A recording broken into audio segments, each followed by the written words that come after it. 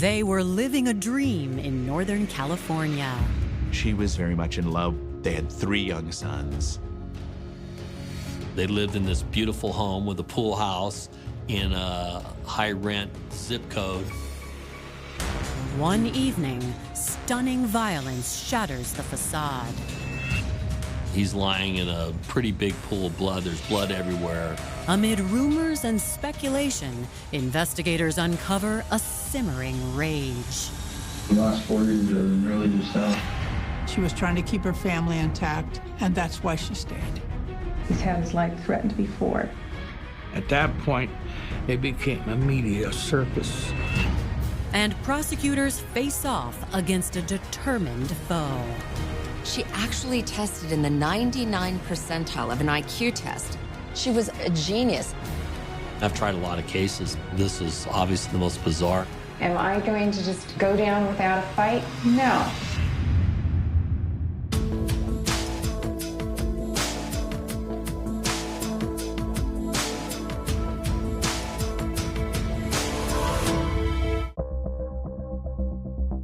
Minutes from downtown San Francisco lies the bedroom community of Orinda, California. Wealthy, luxurious, and rich are probably perfect descriptions. They're the black tie formal people. It's probably one of the most wealthiest communities in Contra Costa County. A little after 9 p.m. on October 14th, 2002, Contra Costa Dispatch gets an unusual call. 911, police are fire. My mom shot my dad. You think your mom shot your dad? Yeah. The caller identifies himself as Gabe Polk and his father as 70-year-old Felix Polk. Dispatch called me. They told me that they were dealing with a possible homicide. The person reporting the incident was the son. Said his dad appeared to be dead in the pool house. He said to the 911 operator that he went outside and hid behind some garbage cans and called 911. We believed that his mom was the responsible, and she was inside the house. First responders arrive at the sprawling home and find Gabe lurking outside. Gabe kind of stumbled out from the garbage cans. The first responders didn't really know what they were coming into. They were alarmed at first when he jumped out. He didn't display any great emotions when I arrived. He seemed fairly calm. He said he saw his dad in the pool house. There was a lot of blood. He thinks his mom shot him. An officer remains with Gabe in the driveway. As you step off the stairway, the house is to the left, the pool house is to the right. Deputy Hansen spots someone inside the main residence. I could look to my left and see a woman through the glass windows. And so I made the assumption that that must be the mom, the wife. I motioned for her to come. And I go, I'm with the sheriff's office. We're here to do a welfare check on your husband. I had her step out. I did have my sidearm out. When she came to the door and I realized she didn't pose an immediate threat, I immediately holstered my weapon. So now I've given Miss Polk to Deputy Kelly and told him to watch her. Deputy Hansen cautiously enters the pool house. Felix is lying in the main living area of the pool house. He's flat on his back. He's got his underwear on, but no shirt on. He's lying in a pretty big pool of blood. There's blood everywhere. He was very pale because the blood had drained from his facial area. He was dead. It looked like he had multiple injuries on his body from the way the blood was on him. It was a very violent situation that occurred. And they have very few violent crimes that occur for a town of that size. This area was very, very safe. And so this news it hit me off guard. My wife called me and she said, Felix Polk was just found dead in Orinda. I was shocked, but I'm just trying to process the news I just heard.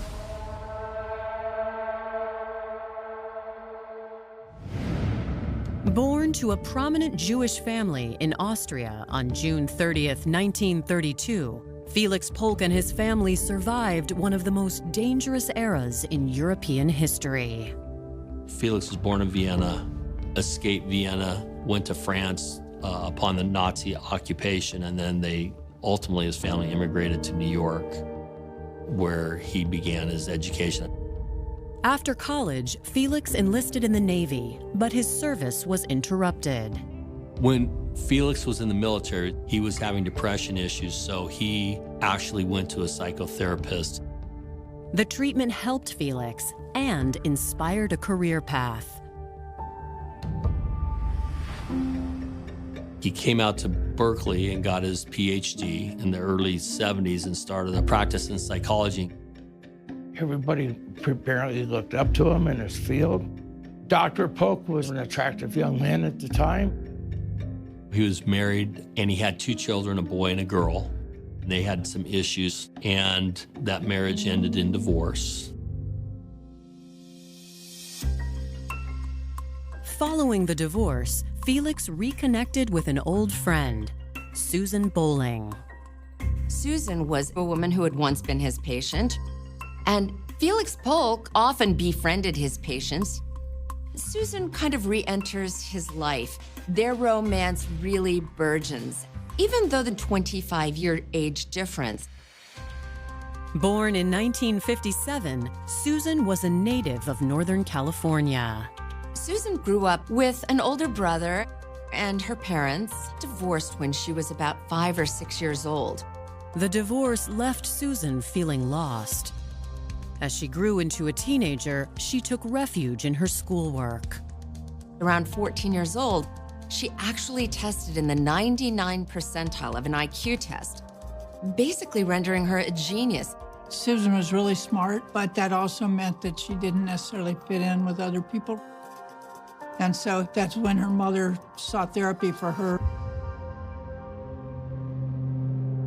After several years in therapy, as a young adult, Susan seemed to be back on track. Susan Polk graduated from San Francisco State University with a degree in English and creative writing. When she started a relationship with Felix Polk, Susan not only found a lover, but an intellectual equal. She was, very much in love with Felix, and Felix was in love with her. They seemed to genuinely care about one another. After several years of dating, in December 1981, they settled down and tied the knot. Susan and Felix lived in this beautiful home with a pool house in a high-rent zip code. He had a good business and made good money. They had 3 young sons. Adam was the oldest, then it was Eli, and then Gabriel. She was raising her children, taking care of the books for Felix's practice, managing their financial accounts, their real estate, their rental properties. But by 2002, after almost 20 years together, their 2 oldest sons had moved away from home, and the couple began to question their future. The marriage had deteriorated. There were arguments and fights. She was going to file for divorce. This had been building up. In early October 2002, she had gone on a trip to Montana to find a new place to live, which Felix knew about. He claimed that she had abandoned him and Gabe. The sons would try very hard to maintain their neutrality, but there was obviously a lot of tension. As they hammered out the details of the divorce, Susan and Felix settled on a temporary living arrangement. She would take the main house with Gabe, and Felix would take the pool house. They seemed to have mutual respect for one another and make sure that, they were getting everything they needed. Sadly, their agreement does not last long, as the Polk marriage ends in October 2002, when their youngest son, Gabe, calls 911 and tells police his mother shot his father. I went up to Miss Polk And I says, it's my responsibility to tell you that Mr. Polk, your husband, is dead, and not by natural means. When she gets notified that her husband's dead, there's not crying or screaming or questions. Being detached, uncaring, that's not unusual. It sort of goes kind of to one extreme or the other, the people who are extremely emotional, and then the people who are shut down. Deputies transport mother and son separately for questioning. When detectives take a look at Felix's body, Gabe's claim about his mother comes into question. Gabe's initial call, he thought his father had been shot, but the investigators weren't sure. The detectives didn't think it was a gunshot wound. They did a cursory search, and there was no obvious murder weapon. Investigators have to consider whether Gabe is intentionally throwing the investigation off track. The first responders didn't really know what they were coming into. They didn't know if he was part of it, or if he had done something to his father. Coming up, a family's secrets are exposed. They didn't argue, just at each other's throats. And investigators examine a slew of strange accusations. She said he was a Mossad agent, that he had prior knowledge of the 9/11 attack. She is totally out of her mind.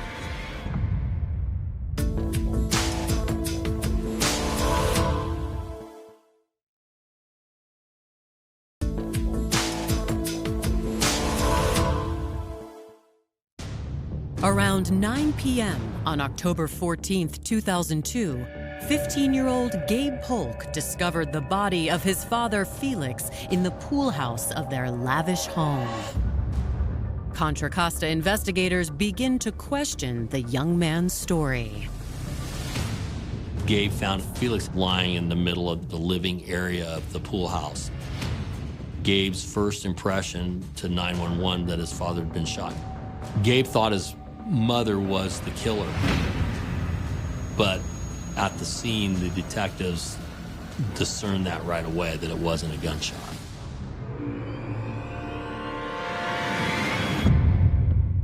I've seen gunshot wounds, and you can tell it's usually an entry wound, but it looked like there was multiple injuries.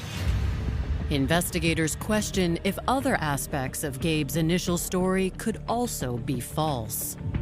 You have to really wait for the autopsy to be conducted to really know what killed him. Gabe and his mother, Susan, are taken to the station while investigators continue to survey the crime scene. There was no forced entry, and so whoever got in there was allowed to come in to the pool house. There wasn't a lot of furniture knocked over or things broken. What it did look like was he was in bed and had gotten out of bed. When investigators examine the blood evidence, they gain new insight. The blood, it wasn't pooling, it was flat and dried. So my assumption is that he'd been dead for a while. That's when we notified coroner's office the body's ready to be moved. I responded back to my office, and then that's when I started interviewing. Considering all scenarios, investigators begin with Gabe. He's saying, my mom killed my dad. They at least have in their mind, well, he's here, he discovered the body. We at least have to look into him and make sure he's not a suspect. They ask Gabe to walk them through the events that led up to his 911 call that evening. Gabe and his father were supposed to go to a baseball game in the afternoon. It was something that was planned ahead of time, and his dad didn't show up. He's waiting for Dad to come home from work because the car's not there. Dad's a pretty reliable guy, so he thought it was strange. Gabe tells the detectives that he asked his mother where was his father, and she said, I have no idea. Gabe's father still hadn't returned home, so around 9 p.m., Gabe decided to check the pool house. It was dark at this point, and he, they'd obviously been stood up for the game, so he was Finally got curious, and he went down to the pool house to look for him. When he entered, his father lay on the ground, so covered in his blood that Gabriel was convinced that his mother had shot him with a shotgun. So Gabriel went outside and he called 911. Investigators ask Gabe why he believes his mother would hurt his father. The last 4 years, I mean, really just how I didn't argue. We just had each other's throats. When she was on coming back from Montana, she actually called my dad and told him what she planned to do. She threatened to shoot him with a shotgun. His father had told Gabe that she had threatened to kill him with a shotgun because of their contentious relationship. Gabe was not equivocating or ambiguous. He was very direct about what he saw, what the background was, and his opinion of who the killer was. Gabe talked about how the marriage had deteriorated. His mother was saying increasingly delusional things about his father. Susan Polk was making comments that her husband was a Mossad agent, which is the Israeli secret police, that he had prior knowledge of the 9/11 attack. He had tried to poison her dogs at one point. She is totally out of her mind. She called a bunch of embassies and stuff and told them all that. And then she thinks people follow her. She thinks my dad pays people to follow her. Gabe kept coming to the conclusion that his mother must have done it because she had threatened him before. And there was this contentious divorce, but the investigators weren't sure. Authorities step out of the room, but the camera is still recording. They watch as Gabe calls his older brother Adam, who is away at school at UCLA. Mom shot that with a shotgun. Crazy bitch. Investigators step back in and join Gabe's call with his brother. Gabe's claims about his mother gain credibility when Adam tells them similar stories. They didn't trust her mental state. In layman's terms, they kind of thought she was being crazy all the time. The dysfunction was so deep, with people being pulled from one side to the other, trying to be allied, the children not wanting to lose either parent. Gabe and Adam told a credible story. To lead investigators, Gabe was very direct about the backgrounds and what his opinion was of who the killer was. Investigators end the interview and release Gabe. Next, they take the boy's accusations to Susan. What's this about? You believed your husband was with the Mossad? Why would your son think that? That was more like a insult that would get him really upset because he was a high-level government employee. I just sort of speculated that he had a lot of influence. She seemed very aloof, didn't seem too shook up that her husband was dead. What did happen? Well, that's what I'm hoping you can tell me what happened. I heard about that you supposedly said you were going to get a shotgun. No. You've never had a shotgun? I don't own a firearm. She claimed she didn't know anything about him being dead out there or why or how. I did not kill my husband. Mm-hmm. I'm not that kind of person. Her husband's dead at the house, and here she is just sitting there kind of calm and kind of not caring. It got my attention. Coming up, a threat from the past could lead investigators to a killer. He had a patient threatened to kill him. She actually brought a knife to one of the therapy sessions.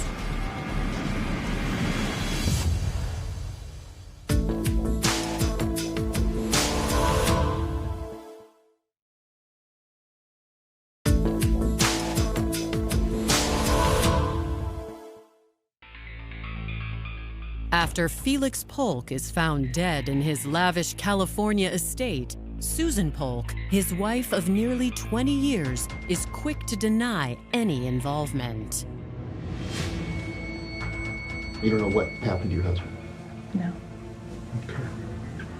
Something happened. Obviously, that's why we're all here.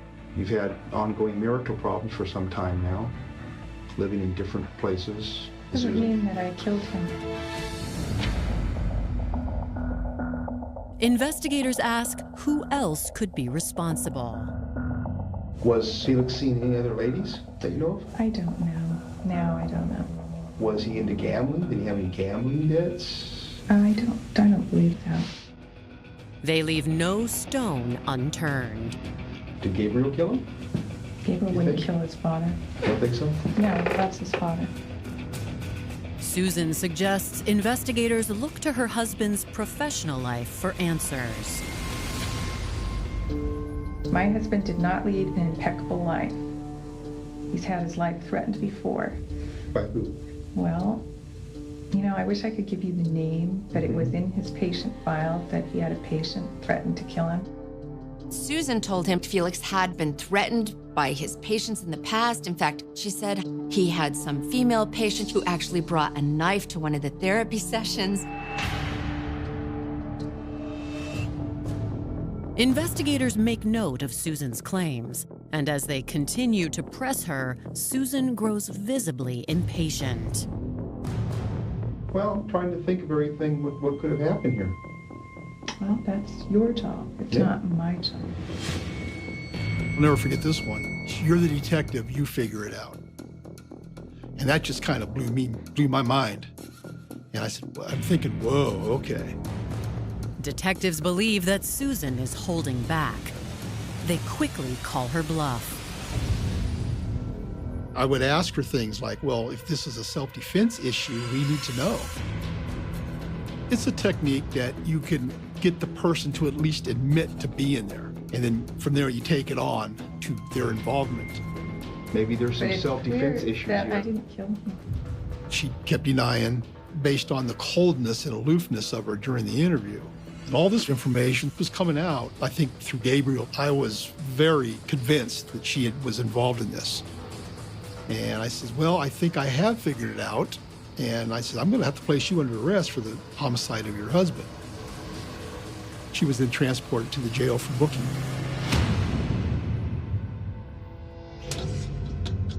The next day, the autopsy report comes in, verifying Felix died nearly 22 hours before his body was found. As far as the autopsy report, a lot of stab wounds. That was cause of death. Multiple stab wounds. Felix had 5 mortal wounds to his torso and more than 20 wounds and small nicks over his body. The stab wounds weren't the only injuries inflicted upon Felix. He had something in the back of his head that looked like he had been hit with some blunt object. Felix most likely was hit on the back of the head, and the blunt force trauma rendered him semi-unconscious. Then all the stab wounds were inflicted when he went to the floor. The autopsy yields another surprise and potentially explosive piece of evidence. When they're processing the body, they found some hair in his hands. The clump of hair that was found in Felix's hand is significant because that was one of probably the few things he could do before he was killed was last-ditch effort, grab the hair of his assailant to try to defend himself. We can do a DNA analysis and find out whose hair it was.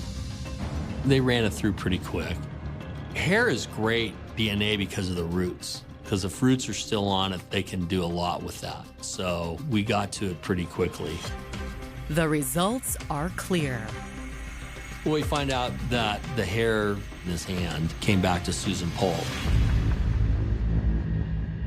Now we've got hard evidence, so we bring her back in for an interview. This time, Susan is willing to talk and admits there is more to the story, but it's not what investigators think. She admits killing him, but she says that she did it in self-defense. Susan said she lied earlier because she feared her sons would lose their father and their mother. She describes going down to the pool house to talk to him. They got in an argument. He grabbed a knife. He attacked her with the knife. She was in fear for her life. She kicked him in the groin. got the knife away from him and stabbed him in self-defense. According to Susan, this wasn't the first attack. She said he'd been abusive before. He threatened her. He's been abusive all along. The reason why she stayed with Felix is because she really didn't have a comprehensive understanding of what else to do. She loved her boys. She was trying to keep her family intact. She was trying to keep her relationship with her boys solid, and that's why she stayed.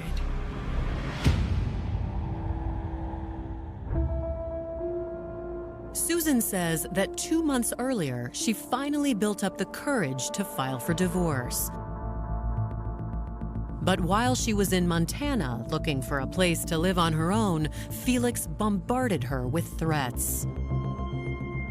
When you come home, I'm gonna do away with you. And she believed that he was threatening her. With Susan's story contradicting Gabe's by painting Felix as the villain, investigators ask her to submit to a physical exam, hoping this will shed light on the truth. There was no scratches or cuts or anything on her. He had defensive wounds on his hands. No victim who's conscious doesn't have defensive wounds when they're being stabbed, because that's almost an instinct to throw your arms and hands up to keep the knife from being plunged into you. With an initial blow meant to immobilize and 27 stab wounds in all, investigators believe the attack on Felix was intended to kill. If you're trying to defend yourself, you don't inflict a number of wounds over and over. You inflict wounds until they're disabled. Investigators discern if it truly was self-defense, Susan would have called 911 immediately, rather than leaving Felix's body in the pool house for nearly 22 hours. If an ambulance had gotten there in time, he may have been saved. But she didn't call 911.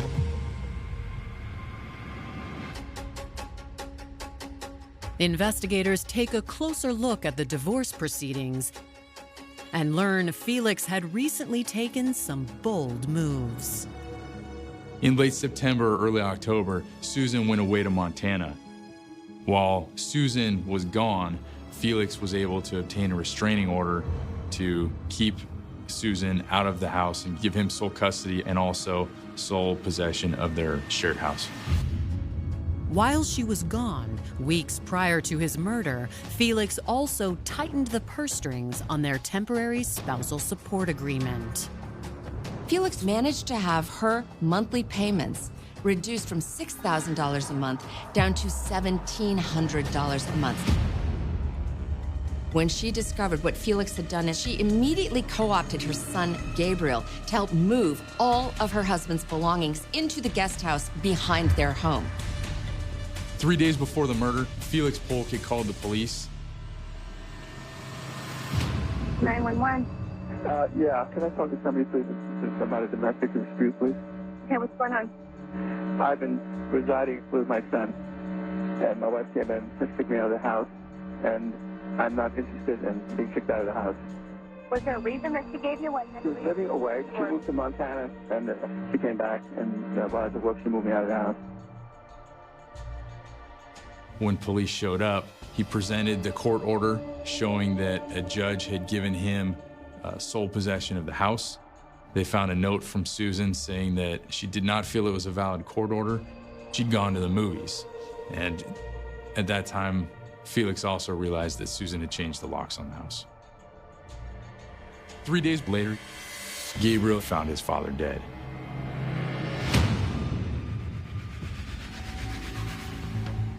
The direction of the case seems clear, but as investigators continue to dig, a decades-old secret will throw the case into a tailspin. Coming up, Susan's mother drops a bombshell. According to her mother, she was groomed when she was his patient. And Susan launches a media campaign. It was horrible, but I did what I had to do to survive.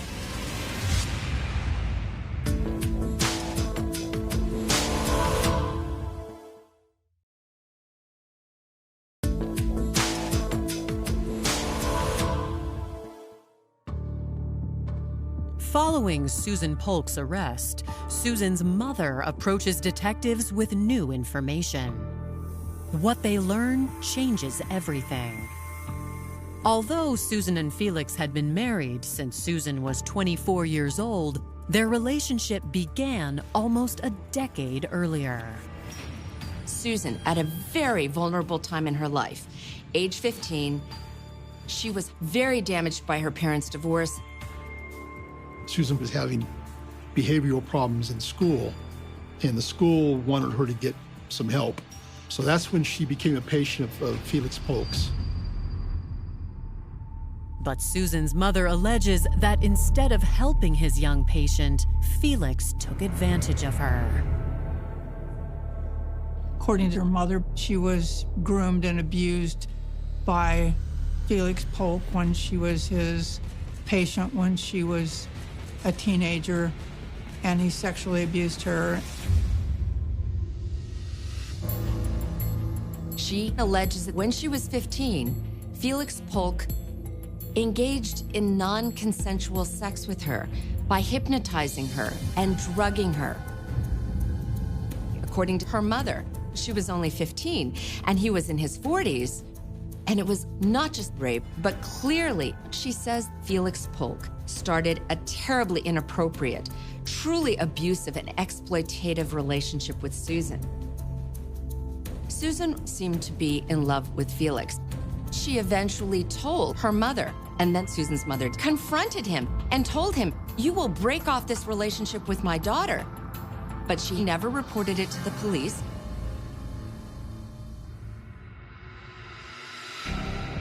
Felix stayed away from Susan while she started college, but not for long. Susan eventually, around the age of 18, went off to college. It was within a year or two back to the way it had been. And even though she was older, she had a compulsion to go back to him. While Susan was in school nearby, she and Felix continued their relationship, which Susan eventually revealed to her new therapist. She went to a different female psychotherapist, telling that woman, her previous doctor, Dr. Felix Polk, had initiated a sexual relationship with her while she was underage and was his patient. The new doctor, instead of turning in Felix Polk to the APA, calls his wife and lets her know. The wife wants to divorce Felix. He decides the best way to handle this scandal head-on is to go ahead and divorce his wife and to marry Susan. They get married even though there's a 25-year difference, but then they go on to have 3 children and somewhat, in a way, look like, okay, this all worked out. The news is a shock to investigators, but they quickly realize they aren't the only ones getting the inside scoop. At the encouragement of her attorneys, Susan is telling her story far and wide. She started giving interviews. They were feeding the media all these stories about the relationship. They were having an affair when she was underage and his patient. Susan explained that he had sex with her in his office when she was an adolescent. It's kind of, front page news. The story is unfolding and finding out more and more. According to Susan, the way their relationship began haunted the entirety of their marriage. As I grew older, I was ashamed. Susan and her attorneys allege that over time, the circumstances surrounding her relationship with Felix took a toll on her mental health. And he told me I could never leave him, that it would destroy his career. Those last 5 years, Susan's mental capacity really began to decompensate. Susan says instead of offering help, Felix once again took advantage of her. According to Susan, Felix was turning the children against her, constantly telling the children that she was very mentally ill, kind of gaslighting Susan. In case she tells you that I raped her when she was 15, know that that's all made up. With no way to prove or disprove Susan's claims about her past, Investigators feel that her media campaign is an attempt to bolster her claims of self-defense. My recollection is that I stabbed him 5 or 6 times. I was on my back the entire time. He was aggressing the entire time. It was horrible, but I did what I had to do to survive.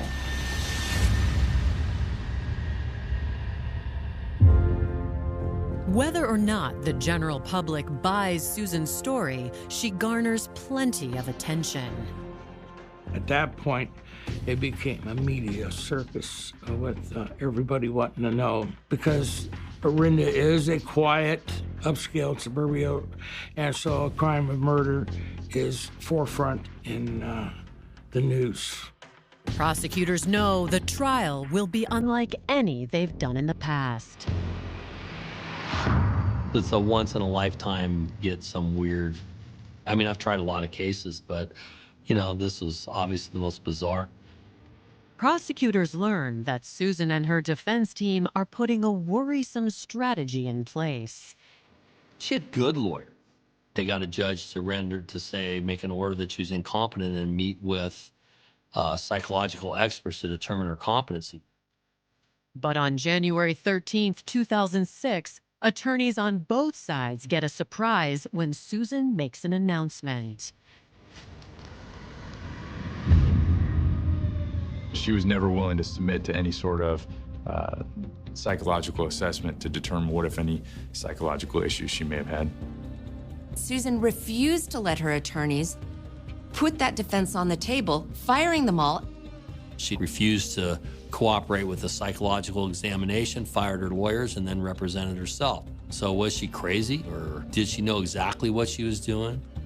Am I going to just go down without a fight? No. Coming up, will Susan's risky move pay off? She's smarter than even most attorneys are. Or cost her freedom? The courtroom's packed every day. The press is there. It became the theater of the absurd.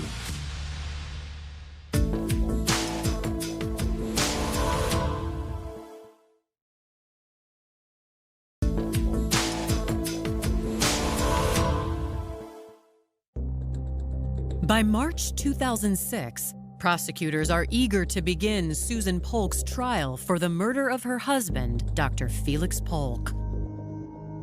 Months before, Susan sent shockwaves through Contra Costa County when she announced she would act as her own counsel. That's what has captivated the public, was that she was representing herself. The courtroom's packed every day. The press is there. People are standing on the sides. It's become this theater, right? And everybody wants to know what's going to happen today. Susan's opening statement gives prosecutors reason for concern. She's obviously a very smart person, smarter than even most attorneys are. Prosecutors allege that during the contentious divorce, Susan hit a breaking point and snapped. The marriage was disintegrating. She'd become so bitter and angry, she was capable of killing her husband. She felt like she was entitled, that after all he'd done to her and all he was going to do to her, and she just had it. I think she sat there and her mind was spinning and went, okay, it's time. I'm gonna go kill him. Prosecutors assert that Susan roused her husband from sleep and met him at the door with a weapon in hand. Our theory was that she hit him possibly with a flashlight to disable him. The blunt force trauma to the back of the head either rendered him unconscious or semi-unconscious, and then stabbed him, and he had no ability to defend himself. We found Felix's car at the nearby bar station, and our theory was that Susan drove this car to make it look like there was something else involved with this killing. When it comes to Susan's defense, she starts by making her way through the prosecution's witness list without missing a beat. There were periods in the trial where some of her questioning was as good as I've ever heard. from any lawyer. I mean, some of her cross-examination was really, really good. But as the trial goes on, cracks begin to form in Susan's strategy. It became kind of the theater of the absurd. She accused him of everything from being a Mossad agent to being involved in 9/11. I mean, there's a lot of crazy accusations. Again, all unverifiable, just her throwing out stuff in her mind, what she thinks in her mind. It does make it harder to believe that if the person's saying something that seems delusional here, they're telling the truth over here. There are 3 witnesses set to take the stand who steal the spotlight from Susan. Gabriel, who at age 15 discovered his father's body, and Adam, who at 19 was away at college. These 2 young men went into the court ready to give the testimony of what they knew. It was almost like a train wreck. They are basically being badgered by their own mother. It became a 3-ring circus when she finally called her middle child, Eli, to the stand as her defense witness. Eli backs up his mother's claims. He insisted that she was abused, that she was innocent, that everything had been Felix's fault. And that was never proven. There was never any evidence that he ever beat Susan Polk. So I was able to punch a lot of holes in a lot of the things he said. When I cross-examined him, she objected 140 times. But by then I was getting immune to all her yelling, so I just kept going. After a grueling 22-week trial, the jury is left to decide. When the jury went out, I don't know. I mean, it's like when any jury goes out, you're scared to death. 4 days later, they return with a verdict. Susan Polk is found guilty of second-degree murder. The jury, by finding her guilty of second-degree murder instead of first-degree murder, basically gave her a gift: 16 years to life. I think with the information that the jury had, they couldn't have made any other decision. Following the verdict, Adam Polk makes a statement. Felix Polk was a beloved father, brother, uncle, cousin, and nephew to his family. We, as his family, are devastated not only by his loss, but the violent manner in which he was taken from us. He was not the controlling and manipulative individual that he was portrayed to be. He was an imperfect person, as we all are. But Susan had no right to take him from us.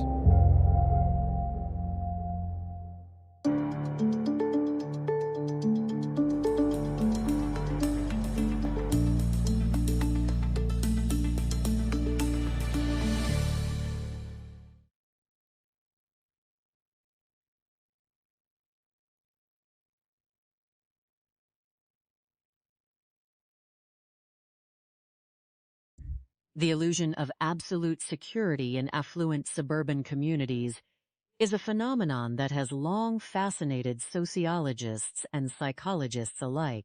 In quiet, wealthy neighborhoods, grand estates with beautifully manicured lawns, private pool houses, and highly coveted postal codes often act as physical and social shields for dark, unaddressed domestic realities. Neighbors in these areas typically respect one another's privacy, and the outward signs of material success create a powerful illusion of stability, happiness, and peace. Within these highly private spaces, however, destructive interpersonal dynamics can fester in total isolation, shielded from the scrutiny of the outside world. When a relationship begins with a profound structural asymmetry, such as a professional therapeutic bond between an adult psychologist and a highly vulnerable adolescent patient, the psychological foundation of that union is inherently compromised from the very start. The therapist holds immense authority, professional knowledge, and psychological leverage, while the young patient is seeking guidance, healing, and validation. When the boundaries of this sacred professional relationship are breached, the resulting domestic union is often built on an unstable foundation of dependency, deep-seated resentment, and unresolved developmental trauma. Over the course of several decades, as the younger partner matures, seeks autonomy, and attempts to break free from this historical imprint, the struggle for psychological and financial control can escalate to a dangerous degree, eventually shattering the carefully maintained facade of suburban perfection. The psychological profile of an offender in hat cases often reveals a complex interplay of hat intellectual capability and severe cognitive distortions. When an individual possesses an exceptionally high intelligence quotient, testing in the 99th percentile of the population, they are often highly skilled at constructing elaborate, self-serving narratives to justify their actions or to cope with extreme emotional stress. In their minds, they are not merely participants in a domestic dispute, but rather figures in a grand, dramatic struggle, sometimes projecting their internal anxieties onto massive global conspiracies or attributing highly complex, malicious motives to their partners. This intellectualization of conflict allows them to maintain a sense of superiority and control, even as their immediate reality begins to unravel.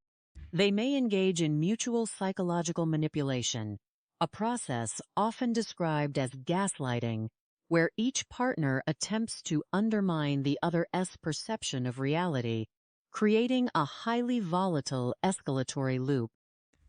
When financial resources are restricted, custody arrangements are challenged, and court orders threaten their sense of security, the intellectual framework they have built to protect their ego can collapse, leaving behind a raw, desperate drive to regain control by any means necessary. For law enforcement professionals, untangling the complicated layers of a domestic tragedy requires an unwavering commitment to objective, physical evidence rather than the highly emotional and often contradictory narratives presented by the involved parties. In the immediate aftermath of a violent incident, family members may present wildly divergent accounts, influenced by grief, trauma, or a deliberate attempt to mislead investigators. A key analytical detail that police officers rely on is the presence or absence of physical injuries on the suspect. In cases where an individual claims to have acted purely in self-defense during a sudden, life-threatening struggle, the physical reality of their own body must support that claim. A true struggle for survival typically leaves distinct physical markers, such as scratches, cuts, bruises, or defensive wounds on both participants. Conversely, when a suspect is found to have no physical marks whatsoever, while the victim exhibits extensive injuries, the self-defense narrative begins to dissolve under logical scrutiny. Furthermore, the nature, quantity, and pattern of the injuries are critical indicators of the suspect's intent. A sustained, repetitive physical assault suggests a conscious determination to incapacitate the victim, rather than a panicked, momentary reaction to an immediate threat. The timeline of the event is another vital piece of the puzzle that investigators analyze with meticulous precision.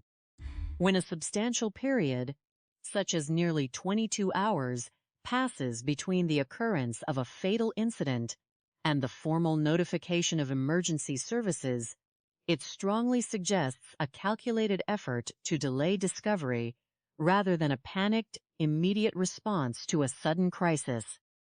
During these critical hours, a perpetrator may attempt to alter the scene, construct an alibi, or remove evidence, but forensic science has developed highly sophisticated methods to uncover the truth. The analysis of physical evidence, such as the recovery of hair roots clutched in a victim's hand, provides undeniable scientific proof of close physical contact during the final moments of the altercation. Modern forensic laboratories can extract deoxyribonucleic acid from these hair roots with remarkable speed, establishing a direct, irrefutable link between the suspect and the physical struggle. By prioritizing these objective scientific findings over subjective verbal statements, law enforcement forces are able to construct a clear, logical sequence of events that stands up to scrutiny in a court of law. The profound educational and humanistic lessons to be drawn from these tragic occurrences are both a warning and a guide for communities. The most critical lesson lies in the absolute necessity of maintaining strict professional ethics and boundaries, particularly in fields that deal with mental health, emotional vulnerability, and counseling. The relationship between a therapist and a patient is built on a sacred trust, and any violation of that trust has long-lasting, destructive consequences that can span decades and impact entire families. Additionally, communities must actively encourage open communication and provide accessible, independent resources for individuals experiencing severe domestic discord. Recognizing the early warning signs of emotional manipulation, controlling behavior, and escalating paranoia is essential for preventing domestic disputes from turning violent. When families experience extreme dysfunction, early legal, psychological, and social mediation can offer a safe pathway towards separation, ensuring that disputes are resolved through structured, peaceful channels, rather than allowing conflicts to simmer in isolation until they reach a breaking point. To understand how these complex psychological and forensic dynamics manifest in real life, one must examine the quiet, wealthy community of Orinda, California. Located approximately 20 minutes from downtown San Francisco, this serene suburb in Contra Costa County is known for its luxury homes, beautiful landscapes, and an overwhelming sense of safety. It is a place where residents expect peace and quiet, and where violent crime is an exceedingly rare occurrence. Yet, on the evening of October 14, 2002, this peaceful atmosphere was suddenly shattered by an unexpected call to the Contra Costa County Emergency Dispatch Center.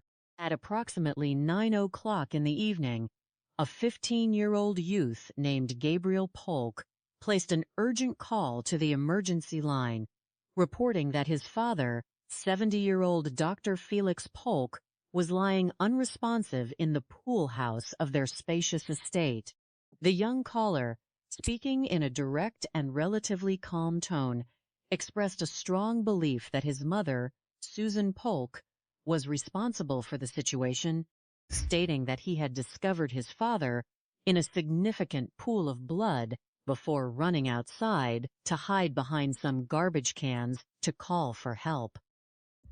First responders arrived at the sprawling residence and quickly secured the perimeter, encountering Gabriel in the driveway. While some officers remained with the teenager, Deputy Hansen cautiously approached the main house and observed a woman, later identified as Susan Polk, through the glass windows. Recognizing that she did not pose an immediate physical threat, the deputy holstered his sidearm and instructed another officer to keep watch over her, while he proceeded to the pool house to conduct a welfare check. Upon entering the structure, Deputy Hansen discovered the body of Dr. Felix Polk lying on his back in the living area, wearing only his underwear. The scene was highly violent, with substantial blood loss visible, and it was immediately clear that the prominent psychologist had succumbed to severe physical trauma. There were no signs of forced entry, suggesting that whoever had entered the pool house had free access to the property, or was well known to the victim. The news of the tragedy sent shockwaves through the community of Orinda, particularly among those who knew the professional history of the victim. Dr. Felix Polk had a long and highly distinguished career. Born to a prominent Jewish family in Vienna, Austria, on June 30th, 1932, he and his family had survived one of the most dangerous eras in European history, escaping to France during the Nazi occupation before ultimately immigrating to New York. After completing his education, Felix enlisted in the military, where he sought psychotherapy to address personal struggles with depression. This treatment proved highly successful and inspired him to pursue a career in mental health. He eventually moved to Berkeley, California, where he earned his Doctor of Philosophy degree in psychology in the early 1970s and established a highly respected practice. To many in his field, he was seen as an attractive, successful, and intelligent professional.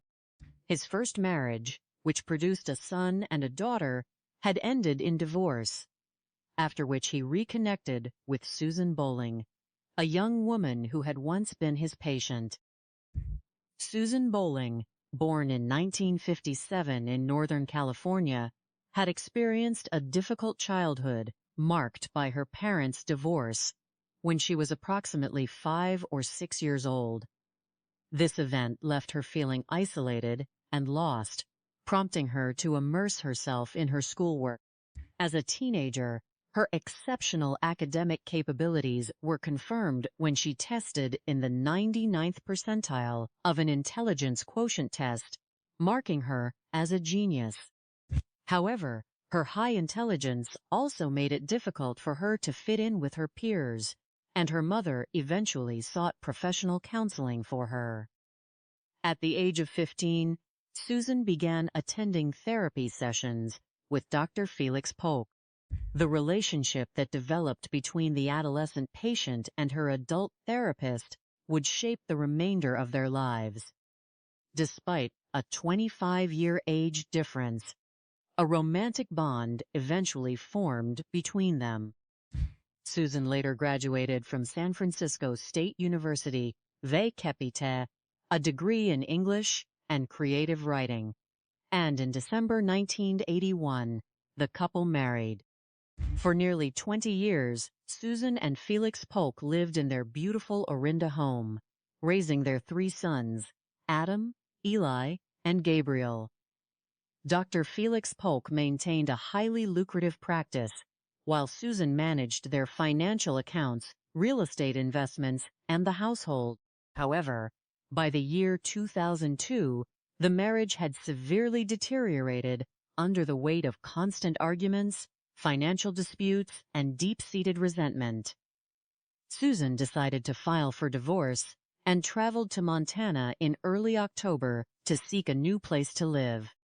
During her absence, Felix took bold legal steps, obtaining a temporary court order that granted him sole possession of the residence and restricted her temporary spousal support from $6,000 a month to $1,700 a month.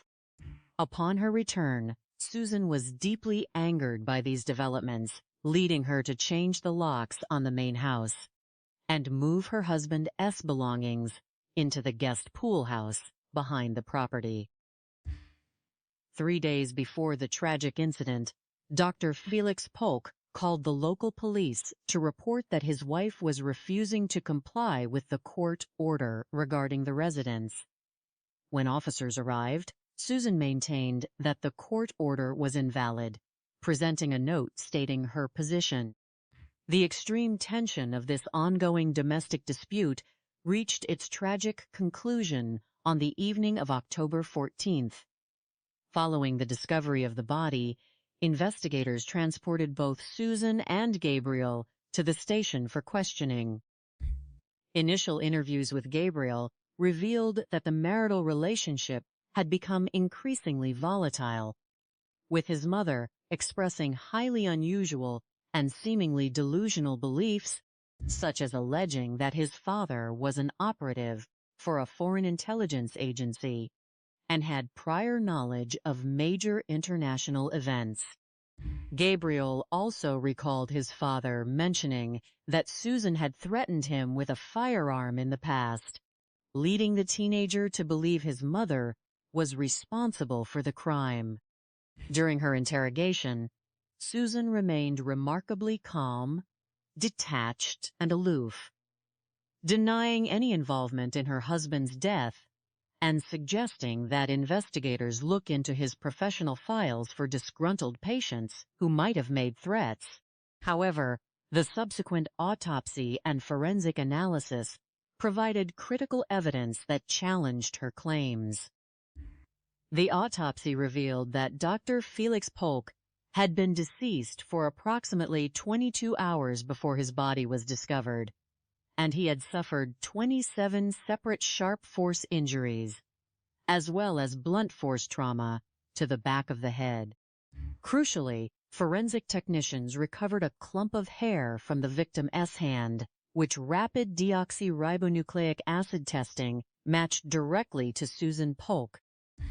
Faced with this scientific evidence, Susan changed her statement, admitting to the physical confrontation, but claiming she had acted entirely in self-defense after her husband attacked her with a sharp instrument.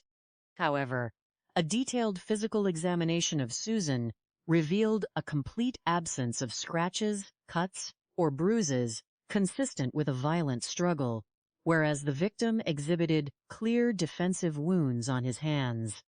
This contrast, combined with the high number of injuries inflicted and the 22-hour delay in reporting the incident, led investigators to believe the attack was deliberate and designed to permanently incapacitate the victim. The case became even more complex when Susan's mother approached detectives, sharing the history of the relationship's origin and alleging that Dr. Felix Polk had engaged in highly inappropriate and exploitative behavior when Susan was an underage patient. Susan utilized this historical narrative in a media campaign, arguing that her actions were the result of decades of psychological manipulation. By the time the trial began in March 2006, the case had captured intense public interest. In a highly unusual legal maneuver, Susan dismissed her defense attorneys, refused to undergo psychological evaluations, and chose to represent herself in court. The 22-week trial became a dramatic and emotionally charged proceeding, characterized by highly intelligent, yet increasingly erratic, cross-examinations. The testimonies of the couple's 3 sons exposed the deep emotional fractures within the family, with Gabriel and Adam testifying for the prosecution, while Eli testified in defense of his mother. Ultimately, after 4 days of deliberation, the jury rejected the claim of absolute self-defense, finding Susan Polk guilty of second-degree murder.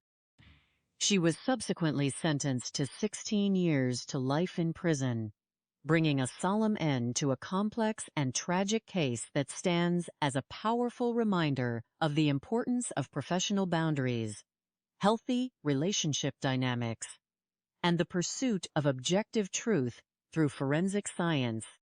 In the quiet, tree-lined suburbs of Northern California, there exists an unspoken expectation of peace, prosperity, and order.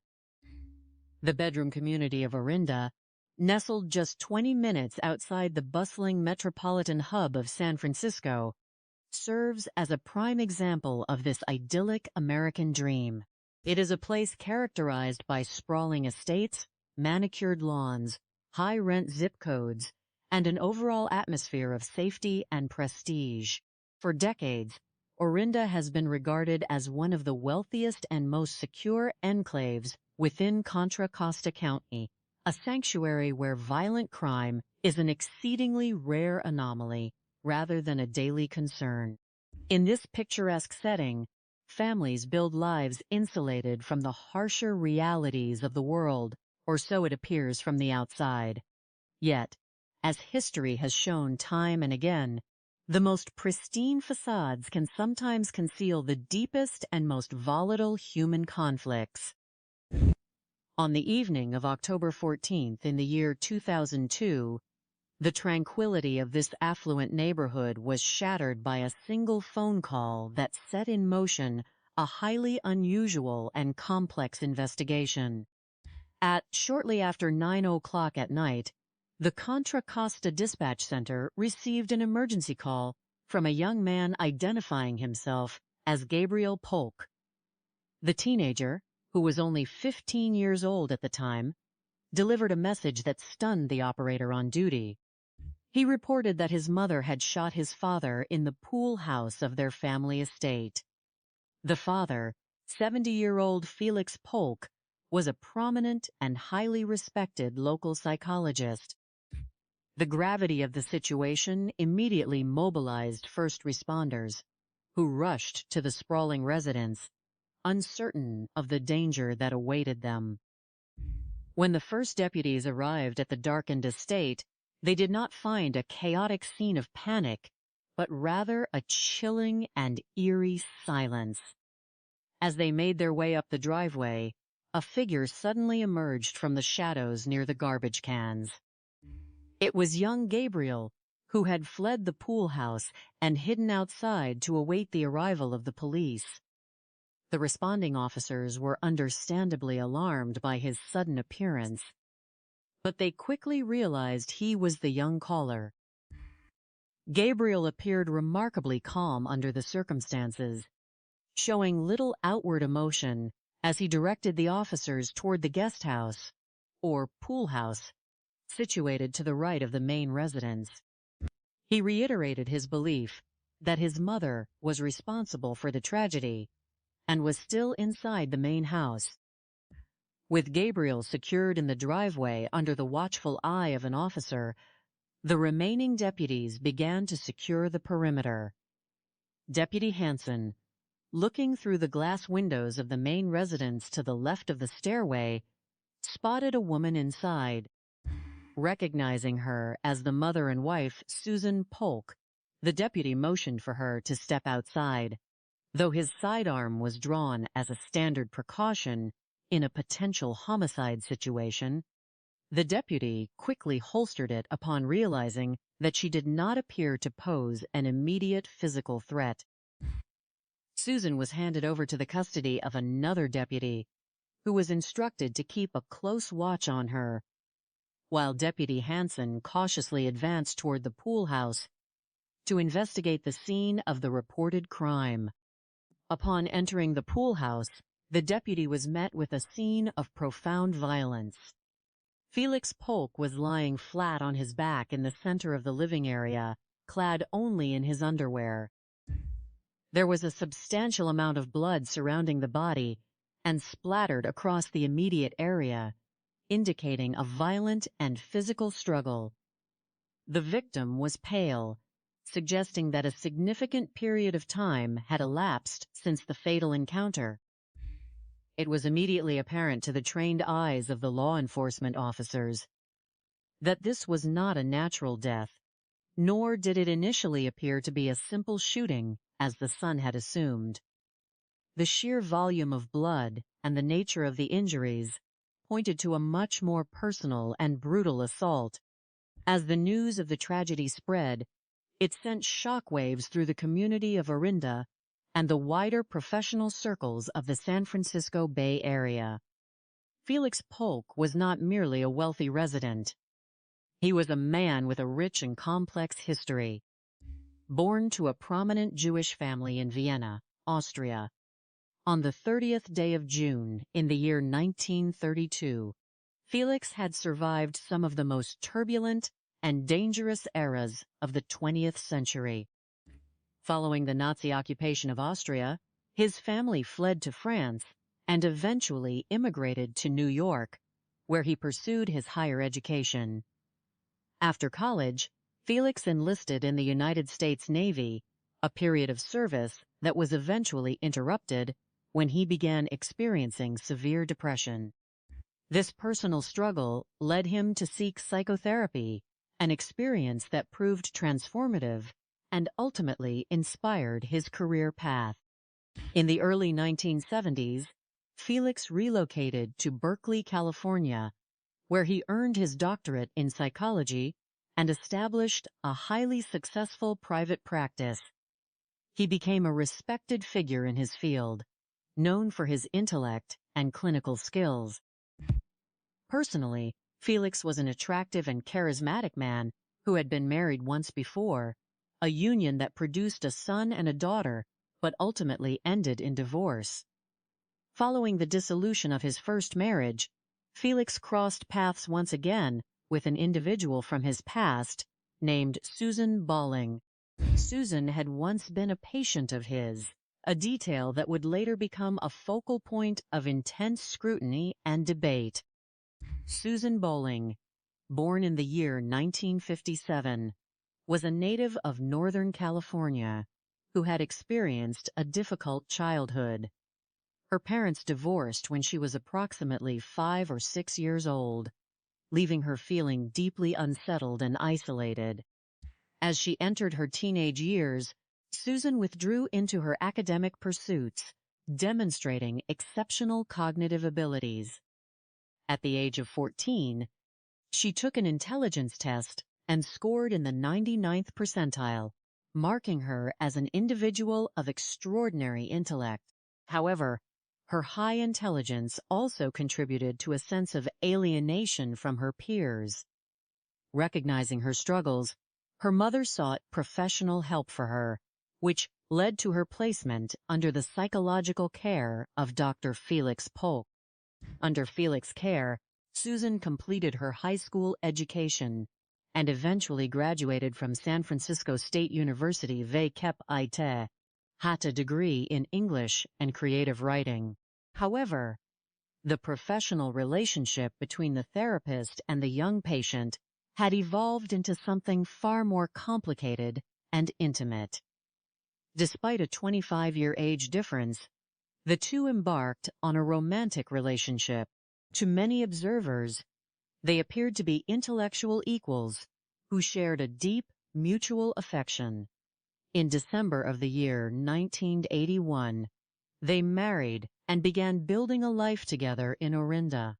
Over the course of their 20-year marriage, Susan and Felix raised 3 sons, Adam, Eli, and Gabriel.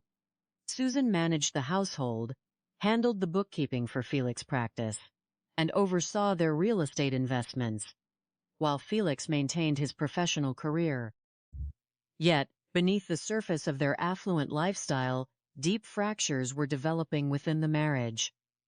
By the year 2002, the 2 older sons had moved out of the house, and the relationship between Susan and Felix had deteriorated into a cycle of intense arguments and hostility.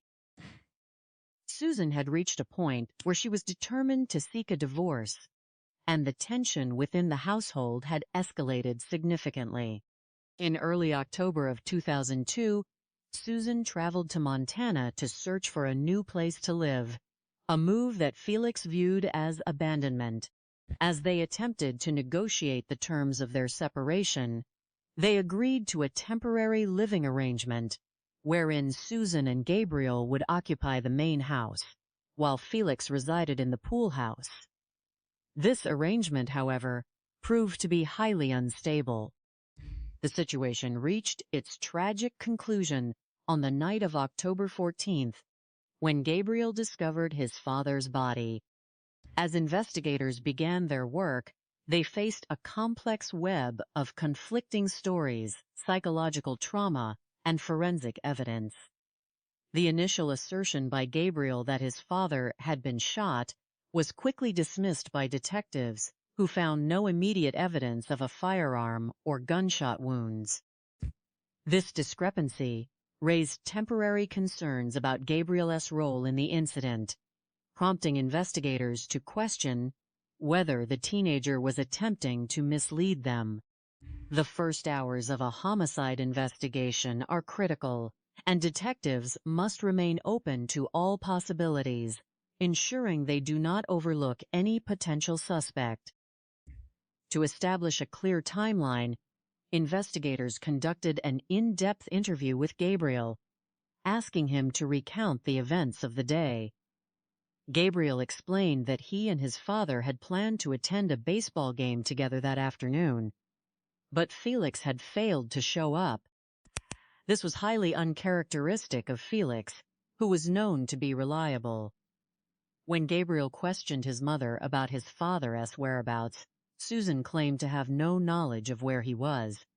As the evening progressed, and Felix still did not return, Gabriel's concern grew.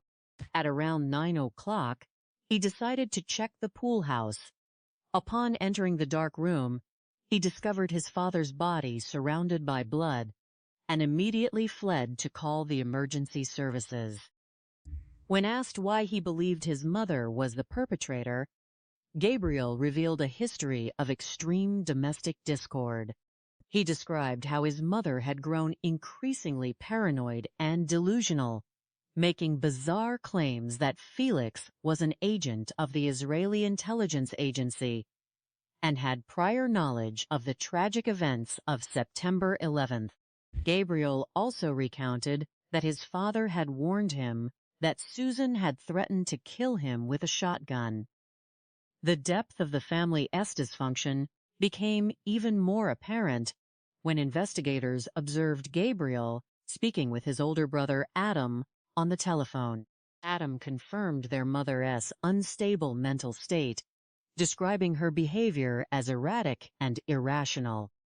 In contrast to her son's emotional distress, Susan Polk exhibited an extraordinary level of detachment during her initial interview with the police. When informed of her husband's death, she showed no signs of grief, anger, or shock. Instead, she maintained a calm, aloof demeanor, denying any involvement in the crime and suggesting that investigators look into Felix's professional life for potential enemies. She claimed that Felix had received threats from unstable patients in the past, including one individual who had allegedly brought a knife to a therapy session. When detectives pressed her further, suggesting that the incident might have been an act of self-defense, Susan remained steadfast in her denials, displaying a cold confidence that highly raised the suspicions of the veteran investigators. Despite her denials, the evidence quickly began to paint a very different picture. The autopsy of Felix Polk revealed that he had died approximately 22 hours before his body was discovered, placing the time of death sometime on the night of October 13th. The cause of death was determined to be multiple stab wounds to his torso, along with evidence of blunt force trauma to the back of his head. The forensic findings suggested that Felix had been struck from behind, rendering him semi-unconscious, and was subsequently stabbed 27 times. The presence of defensive wounds on his hands indicated that he had attempted to protect himself during the final moments of his life. The most critical breakthrough in the investigation came from the physical evidence found on the victim's body. During the autopsy, forensic examiners discovered a clump of hair clutched in Felix's hand. Recognizing the potential significance of this find, investigators prioritized DNA testing on the hair, utilizing the roots to obtain a profile. The results were definitive. The hair belonged to Susan Polk.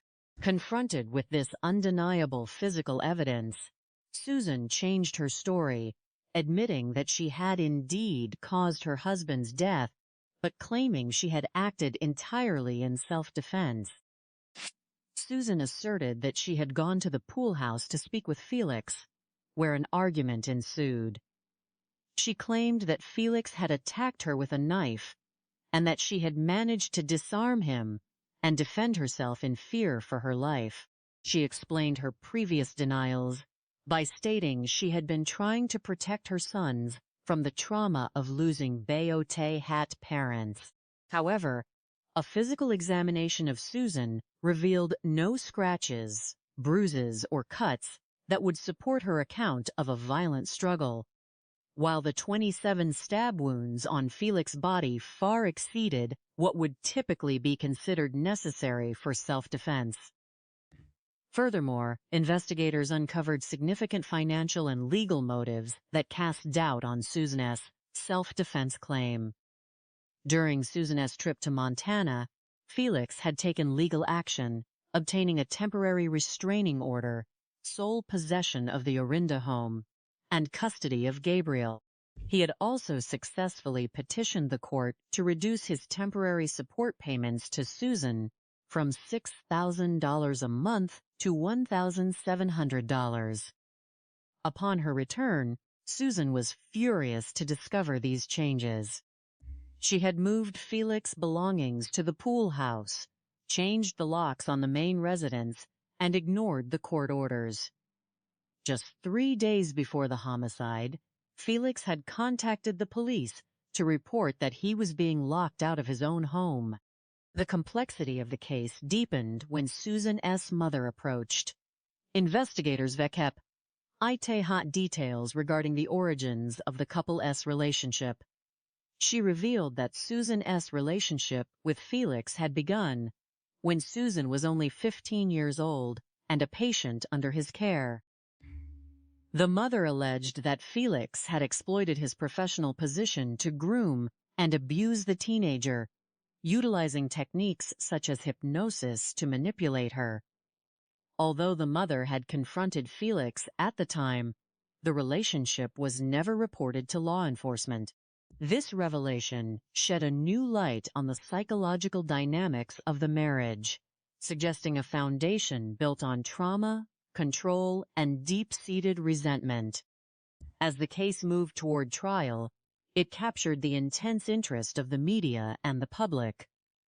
The unique combination of an upscale suburban setting, a prominent psychologist victim, and a highly intelligent accused spouse made it a subject of national fascination. Susan and her legal team initially attempted to construct a defense centered on the psychological abuse and grooming she had suffered, giving numerous media interviews to present her perspective. However, the legal strategy took an unexpected turn when Susan refused to submit to a court-ordered psychological evaluation, fired her defense attorneys, and announced her decision to represent herself. The trial, which began in March of the year 2006, became a dramatic and highly unusual legal spectacle. Acting as her own counsel, Susan Polk displayed her formidable intellect, conducting cross-examinations that occasionally impressed experienced legal observers. Yet, as the weeks progressed, her defense was increasingly overshadowed by her erratic behavior and unsubstantiated allegations. She used the courtroom as a platform to voice her theories, accusing her late husband of being involved in international espionage and government conspiracies. The emotional core of the trial centered on the testimony of the couple's 3 sons. Gabriel and Adam testified for the prosecution, describing their mother as a controlling, manipulative, and increasingly unstable individual who had systematically destroyed their family. In contrast, the middle son, Eli, testified on behalf of his mother, supporting her claims of self-defense and alleging that Felix had been abusive. The intense confrontations between Susan and her children on the witness stand created a somber atmosphere, illustrating the devastating toll that the tragedy had taken on the entire family.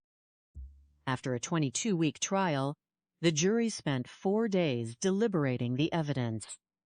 They ultimately found Susan Polk guilty of second-degree murder, rejecting her claim of self-defense while declining to convict her of first-degree premeditated murder.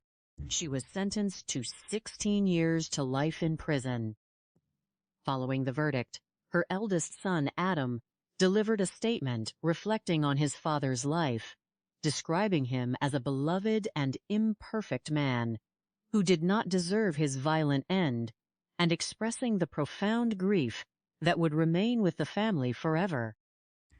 Analyzing this tragic case reveals several critical insights into the motives behind domestic violence and the psychological complexities that can lead to such outcomes.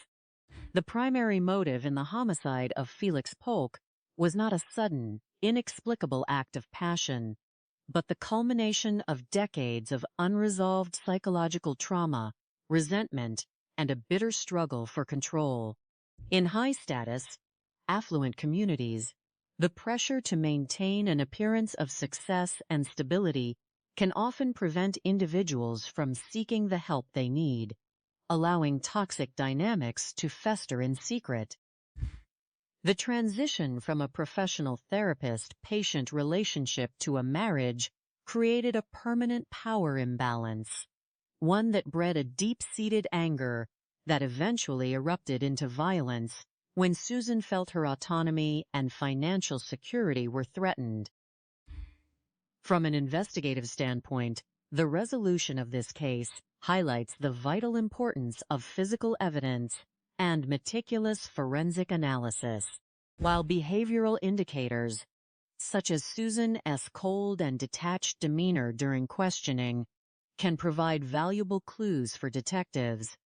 They are rarely sufficient to secure a conviction in a court of law. It was the careful recovery of the hair clutched in the victim's hand, combined with precise DNA analysis, that provided the irrefutable link connecting the suspect to the crime scene at the time of death. Furthermore, the detailed autopsy, which documented the absence of defensive injuries on Susan and the presence of numerous defensive wounds on Felix, systematically dismantled the narrative of self-defense. To prevent such tragedies, society must draw important lessons regarding professional ethics, early intervention, and the dangers of psychological manipulation. The exploitation of a minor patient by a mental health professional represents a severe violation of trust that can cause lifelong psychological damage. Ensuring strict adherence to ethical standards within the medical and psychological fields, along with robust reporting mechanisms for misconduct, is essential to protecting vulnerable individuals.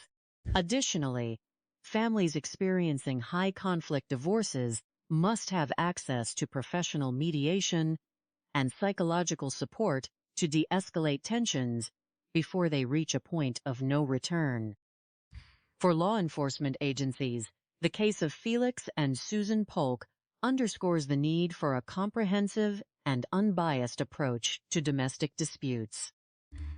When officers respond to calls involving violating court orders or custody battles, detailed documentation and risk assessments can identify potential escalations of violence. By recognizing the warning signs of severe domestic discord, such as extreme paranoia, threats involving weapons, and rapid changes in financial support, authorities can take proactive measures to protect those at risk. Ultimately, the pursuit of justice in this case serves as a somber reminder that no community, regardless of its wealth or prestige, is immune to the devastating consequences of unresolved human conflict, and that the truth, supported by scientific evidence, will eventually prevail. The quiet charm of a growing community often provides a sense of security and trust that many cherish. In the early 90s, specifically the year 1991, the historic town of St. Charles, Missouri, was experiencing a notable transformation. Situated on the scenic banks of the Missouri River, just 20 miles from the larger metropolis of St. Louis, it had become a highly desirable location for young professionals. The area was characterized by a pleasant blend of historical architecture, scenic natural beauty, and modern developments. In this tightly knit environment, The social fabric was built on familiarity and reputation.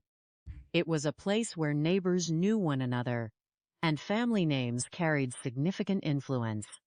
However, when private lives are guarded with intense secrecy to preserve public appearances, a tragic divide can emerge between outward success and internal reality.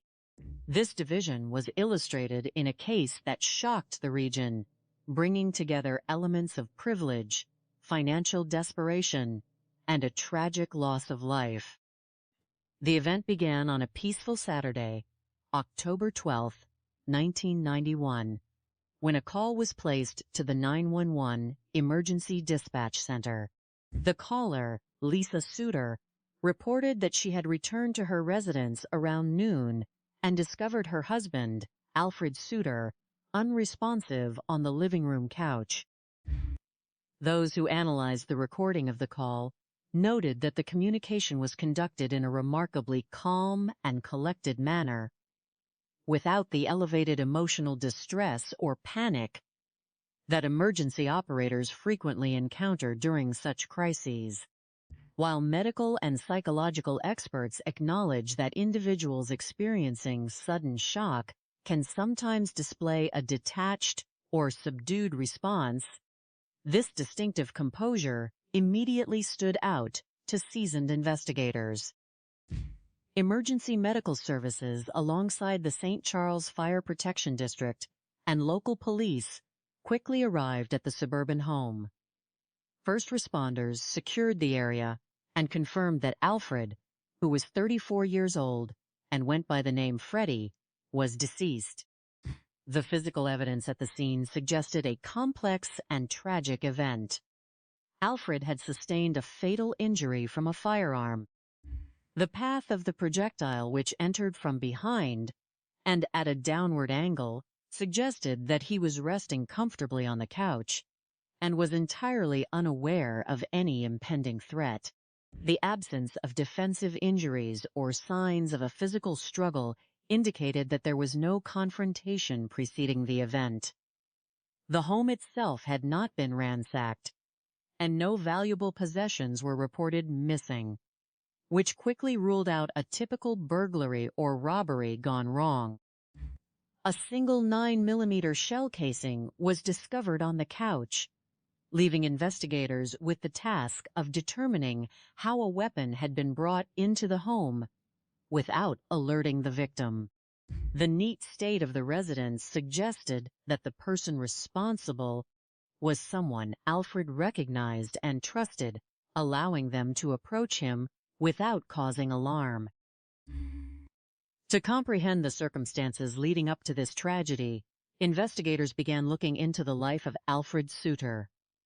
Born on June 1, 1955, in the beautiful mountain village of Grindelwald, Switzerland, Alfred grew up surrounded by the natural beauty of the Alps. He developed a strong work ethic and a passion for engineering, eventually becoming a highly respected technical specialist at the international machinery manufacturer Hydromat. In the year 1981, at the age of 26, Alfred was presented with an opportunity to help establish a new branch of the company in the United States. Along with his mentor and close friend, Bruno Schmitter, he relocated to the St. Louis area. Alfred was characterized by his friends as an adventurous, warm, and highly capable individual who embraced his new life with enthusiasm. He successfully built a career, purchased a home in St. Charles, and established a supportive social circle among Beote local residents and fellow expatriates. In the year 1987, Alfred's personal life changed when he met Lisa Dalton at a local establishment.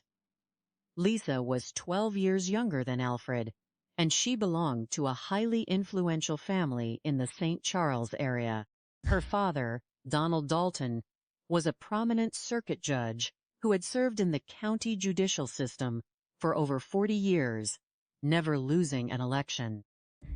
The Dalton name was highly respected and deeply associated with the legal establishment, which created a high standard of expectations for the family members. When Lisa and Alfred met, she was 20 years old and he was 32. Despite their different backgrounds and age gap, they experienced a rapid courtship and were married within a year. For a time, the marriage appeared stable, and Alfred was welcomed warmly by the Dalton family, who viewed him as a successful and hard-working provider. However, the partnership soon began to exhibit signs of severe strain. Lisa's career paths were marked by instability. She entered the police academy at the Hazelwood Police Department, but struggled to meet the rigorous training standards. Her field training evaluations were barely acceptable, and after being placed on extended probation, she resigned from the department after just 3 days, citing an ankle injury. Following this brief attempt at law enforcement, Lisa embarked on a business venture in the year 1991, founding a wholesale fragrance company named LA Designs. The business operated on a multi-level structure, purchasing imitation perfumes from out-of-state suppliers and reselling them through a network of local representatives. Unfortunately, the company struggled to generate sustainable revenue, and Lisa accumulated substantial debt, eventually exceeding $100,000. Alfred initially provided the financial backing for the venture, consistently investing his own earnings to keep the business afloat, but he received no return on his investments. As financial pressures grew, the emotional distance between the couple widened. Lisa began spending her evenings socializing and partying with friends and associates, often returning home in the early hours of the morning. This lifestyle conflicted directly with Alfred's routine, as his demanding engineering career required him to rise early. The couple began sleeping in separate bedrooms, and the domestic environment became increasingly tense. Alfred's co-workers later reported that he had expressed a desire to end the relationship and seek a divorce, requesting that Lisa move out of the residence. Lisa, however, resisted these efforts, desiring to maintain ownership of the house and access to Alfred's financial support. Coworkers also recounted a deeply concerning incident that Alfred had shared vekete hat them, in which he awoke during the night to find Lisa pointing a firearm at him as an act of intimidation. This revelation heightened the concerns of investigators, suggesting that the domestic conflict had escalated far beyond simple marital disagreement. The complexity of the investigation increased when prominent members of the Dalton family arrived at the scene. Judge Donald Dalton requested entry to the residence, but responding officers maintained the integrity of the active crime scene and declined the request, which the judge respected.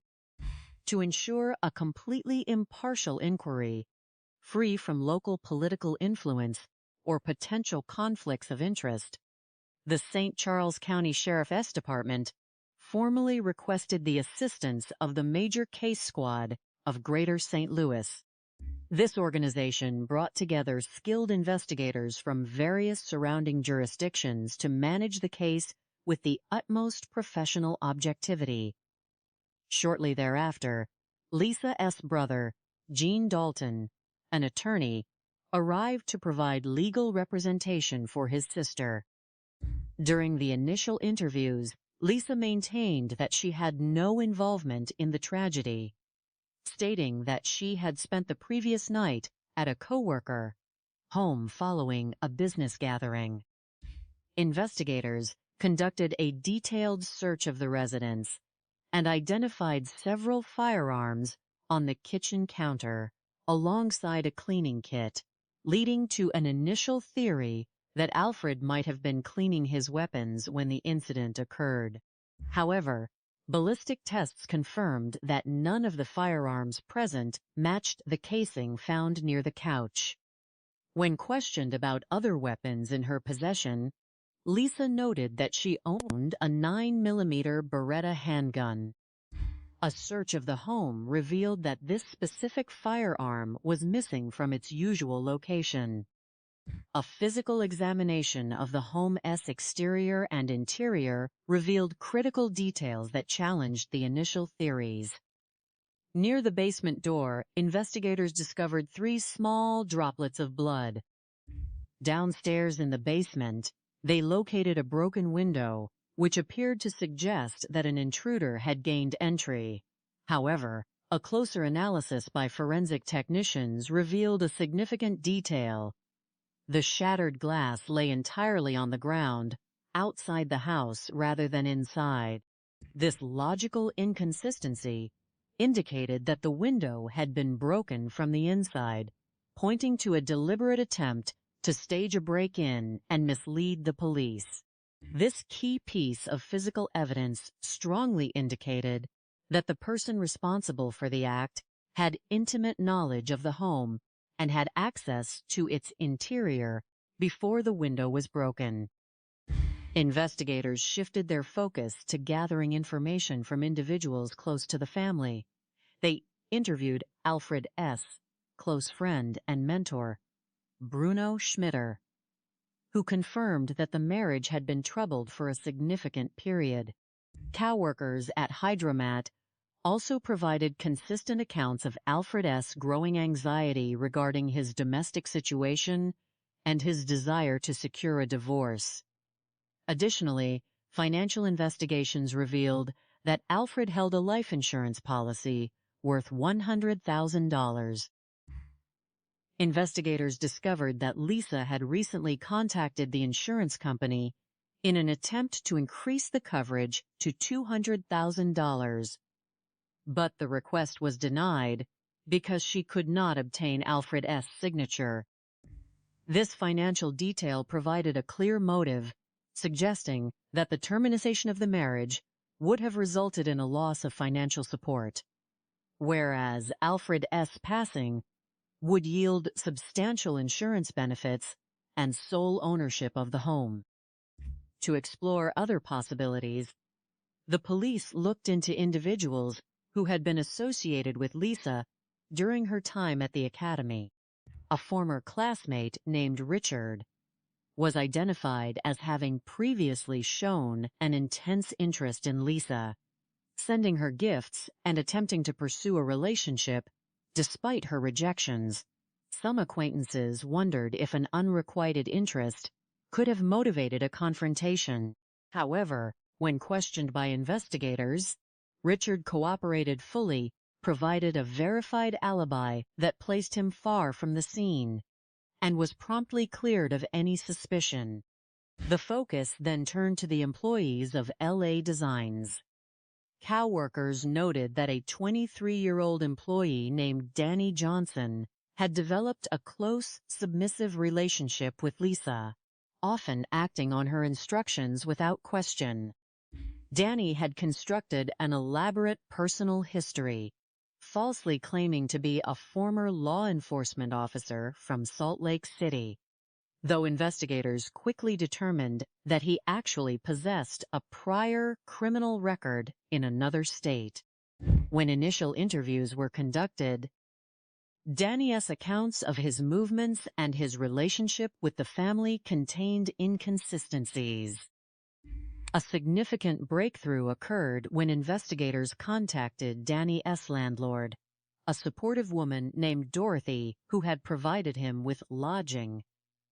Dorothy informed the police that Danny had made highly alarming statements in the days preceding the tragedy. He had allegedly mentioned that Lisa was actively seeking someone to eliminate her husband, and further stated that if they could not find an outside individual to perform the task, he would have to do it himself. Crucially, Dorothy also reported that on the evening of October 11th, she had observed Danny in her living room, cleaning a semi-automatic handgun. Equipped with this vital testimony, investigators brought Danny in for further questioning and requested that he undergo a polygraph examination. While he answered general questions successfully, his physiological responses indicated deception when questioned about his direct involvement in the incident and his knowledge of the missing firearm. Faced with the strength of the evidence and the results of the examination, Danny's initial denials faltered, and he provided a comprehensive confession. Danny detailed a plan orchestrated by Lisa, who had convinced him that they could build a future together only if Alfred were removed from the situation. He explained that Lisa had provided him with her own 9mm Beretta handgun and instructed him on how to gain entry and carry out the act. She had also designed the plan to stage a burglary, advising him to break the basement window to simulate a forced entry. Danny admitted that he had attempted to carry out the plan on the evening of October 10th, but had lost his nerve and left. Lisa was reportedly highly upset by this failure and insisted that he return the following night. On the evening of October 11th, Danny returned to the residence, where Alfred, unsuspecting of any danger, welcomed him inside. The two spent time talking and watching television. When Alfred eventually fell asleep on the couch, Danny carried out the fatal act using the provided firearm. In the aftermath, he attempted to stage the scene as instructed, but did in a hasty and careless manner, breaking the basement window from the inside and leaving the glass on the exterior of the house. He then fled the scene and discarded the handgun from a bridge into the Missouri River. Although police divers conducted searches in the designated area, the river's conditions prevented the recovery of the weapon. Following Danny's detailed confession, law enforcement officials moved forward with the arrest of both individuals. On October 15th, Lisa was taken into custody. She was subsequently released on a substantial property bond of $500,000, with her family's home used as collateral, allowing her to remain outside of jail prior to her trial. The arrest of a prominent judge daughter generated significant public attention and presented unique legal challenges. To ensure a fair and impartial trial, all 4 circuit judges in the phenomenon of domestic crimes motivated by financial greed represents one of the most tragic and complex areas of criminal justice. These cases occur with alarming frequency because they often involve a slow accumulation of personal desperation, entitlement, and the false belief that a sudden acquisition of wealth will resolve deep-seated lifestyle crises. In many instances, the individual masterminding the crime has grown accustomed to a high standard of living or has succumbed to severe financial debts that they cannot easily repay through honest labor. When a person possesses a high degree of social privilege, they may feel an intense pressure to maintain an outward appearance of success and wealth, which can distort their moral judgment. Rather than accepting the reality of their financial limitations, they begin to view their partner not as a companion, but as a financial asset or an obstacle to their desired lifestyle. This parasitic mindset often leads to the calculation of life insurance benefits, the appraisal of shared properties, and the formulation of schemes to eliminate the partner to inherit their assets without the burden of their presence.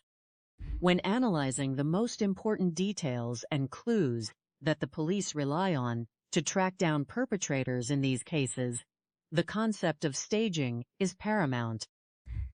Criminals who attempt to stage a crime scene to look like a random burglary or a home invasion almost always leave behind critical physical and behavioral anomalies.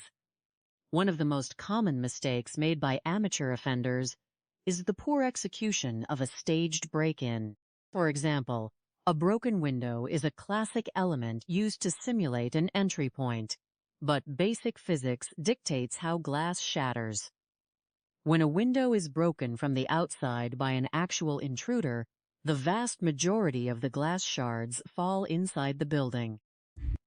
Conversely, when a window is broken from the inside by an inhabitant attempting to simulate a burglary, the glass is deposited on the exterior ground. This simple yet profound piece of physical evidence instantly alerts experienced detectives that the crime scene has been manipulated by someone who already had access to the interior of the home. Furthermore, the absence of genuinely ransacked drawers, the presence of valuable items left completely undisturbed, and the lack of defensive wounds on the victim strongly suggest that the perpetrator was someone the victim knew and trusted, allowing them to approach without raising any suspicion. The sophistication of criminals in these scenarios is often exposed as a mere illusion when subjected to rigorous investigation. While the mastermind may believe they have constructed a clever plan, their lack of foresight regarding forensic science, behavioral profiling, and the power of financial audits inevitably leads to their downfall. Investigators rely heavily on tracking financial records, noting sudden changes in life insurance policies, and interviewing close associates to build a timeline of events. The psychological strain of carrying out such a heinous act also means that co-conspirators are highly likely to break down under questioning, especially when confronted with physical evidence or the results of polygraph examinations. To prevent such tragic cases, communities must learn to recognize the early warning signs of toxic and financially exploitative relationships, such as extreme possessiveness, manipulation, and secret financial distress. From an investigative perspective, the rapid resolution of these cases is greatly enhanced by the deployment of multi-jurisdictional task forces. By bringing in detectives from outside the immediate locality, law enforcement can eliminate potential conflicts of interest, especially when the suspects have family connections to local power structures, thereby ensuring that the investigation remains objective, thorough, and free from external influence. The tragic story of Alfred Suter, who was affectionately known as Freddie to his friends and family, begins in the beautiful mountain community of Grindelwald, Switzerland. Born on the first day of June in the year 1955, Alfred spent his childhood surrounded by the majestic peaks of the Swiss Alps, developing a deep appreciation for nature and a warm, adventurous spirit. He possessed a natural aptitude for machinery and technical design, which led him to pursue a career in engineering. By his mid-20s, Alfred had secured a respected position at Hydromat, an international machinery manufacturer. In the year 1981, when Alfred was 26 years old, he was presented with an extraordinary opportunity to help establish a new branch of the company in the United States of America. Alongside his trusted mentor and dear friend Bruno Schmitter, Alfred relocated to the St. Louis area in the state of Missouri to pursue his dreams. He purchased a comfortable home in St. Charles, a rapidly growing and close-knit community situated along the banks of the Missouri River. Alfred was a warm, friendly, and hard-working individual who quickly built a positive reputation among his colleagues and fellow expatriates. In the year 1987, Alfred met a young woman named Lisa Dalton at a local establishment in St. Charles. Lisa was 12 years younger than Alfred, and she came from a highly prominent and influential family in the area. Her father, Donald Dalton, was a respected judge who had served in the local court system for more than 40 years without ever losing an election. The Dalton name was synonymous with law, order, and social privilege. Lisa had grown up with many advantages, but she also faced considerable pressure to live up to her family name and meet the high expectations of her social circle. When Alfred and Lisa met, the connection was immediate, and they were married within less than a year. Initially, the marriage seemed prosperous and happy, and the Dalton family welcomed Alfred with open arms, appreciating his stability and his ability to provide a comfortable life for Lisa. However, as the years passed, significant difficulties began to emerge in the relationship. Lisa decided to pursue a career in law enforcement and entered the local police academy. But her performance was mediocre, and she eventually resigned after suffering an ankle injury during her probationary period. Seeking a new venture, she established a wholesale fragrance business named LA Designs, which sold imitation perfumes. The business, however, was structured in an unstable manner that resembled a pyramid scheme, and it quickly began to experience severe financial losses. Instead of seeking a realistic solution, Lisa repeatedly turned to Alfred for financial support, draining his savings to keep the failing business afloat. By the year 1991, Lisa had accumulated debts exceeding $100,000, creating immense strain on the marriage. As the financial difficulties mounted, the emotional distance between the couple grew wider. Alfred began living in a separate bedroom and expressed a desire to end the marriage, but Lisa refused to leave, desperate to retain the house and Alfred's financial assets. Her behavior grew increasingly hostile, to the point where Alfred confided in a coworker that he had once awakened in the middle of the night to find Lisa pointing a firearm at him. In her desperation to escape the marriage while securing Alfred's wealth, Lisa began to plan his demise. She attempted to double Alfred's life insurance policy to $200,000, but she was unable to complete the process without his signature. She then began actively searching for someone to eliminate her husband, approaching multiple individuals with offers of money and marriage. Eventually, Lisa found a willing participant in Danny Johnson, a 23-year-old employee at her perfume company who was deeply infatuated with her. Danny was easily manipulated, acting like a devoted companion around Lisa and believing her promises of a future together. On the night of October 11th, the year 1991, Lisa provided Danny with her own 9mm Beretta firearm. Danny went to the Suter residence, where Alfred, unsuspecting of any danger, welcomed him inside. While Alfred was resting on the couch, Danny fired a fatal shot from behind. Following the instructions provided by Lisa, Danny attempted to stage the scene as a home invasion by breaking a basement window. But his execution was highly flawed, leaving the broken glass on the outside of the house and failing to make the scene look like a genuine burglary. The next day, on October 12th, the year 1991, Lisa returned home after spending the night at a friend's house to establish an alibi. She placed a calm and collected call to the 911 emergency line to report finding her husband unresponsive on the couch. When first responders arrived, they confirmed that Alfred was deceased and had suffered a gunshot wound. The presence of Judge Donald Dalton, aphmau, the crime scene, and the subsequent arrival of Lisa S.'s brother, Gene Dalton, who was a prominent attorney, prompted the local sheriff's department to activate the Greater St. Louis Major Case Squad. This decision was crucial in ensuring an impartial and objective investigation, free from any local political influence. The investigation quickly gathered momentum as detectives uncovered the inconsistencies at the crime scene. such as the staged basement window and the missing 9mm firearm.